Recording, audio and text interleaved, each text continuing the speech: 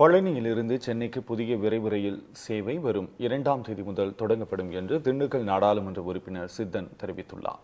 இது தொடர்பாக செய்தியாளர்களிடம் பேசிய அவர், மக்களின் நீண்ட நாள் கோரிக்கையை ஏற்று வரும் 2ஆம் தேதி முதல் பழனியில் இருந்து சென்னைக்கு புதிய விரைவு ரயில் சேவை தொடரும் என்று தெரிவித்தார். இந்த ரயில் வாரந்தோறும் இயக்கப்படும் என்றும், ஞாயிறு, புதன், வெள்ளி ஆகிய 3 தினங்களில் பழனியில் இருந்து புறப்பட்டு திண்டுக்கல், கரூர், சேலம் வழியாக சென்னை சென்ட்ரல் நிலையம் வந்தடையும் என்று தெரிவித்தார். இந்த விரைவு ரயிலுக்கு பழனி ஆண்டவர் எக்ஸ்பிரஸ் என்று பெயர் வைக்கவும் கோரிக்கை விடுத்துள்ளதாக அவர் கூறினார். திண்டுக்கல்லிலிருந்து கரூர், சேலம் வழியாக சென்னை சென்ட்ரல் ஸ்டேஷன் சென்றடையும்.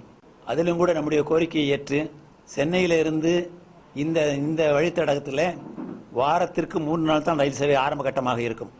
ஆக ஞாயிறு, புதன், வெள்ளி ஆகிய கிழமைகளில் பழனியிலிருந்து சென்னைக்கும், செவ்வாய், வியாழன், சனி ஆகிய 3 நாட்களிலே சென்னையிலிருந்து பழனிக்கும் எக்ஸ்பிரஸ் ரயில் விடுவதற்கான ஏற்பாடுகள் துரிதமாக நடைபெற்றுக் கொண்டிருக்கின்றன. இந்த பேட்டியின் போது காங்கிரஸ் நிர்வாகிகள் பலர் அவரோடு உடன் இருந்தனர்.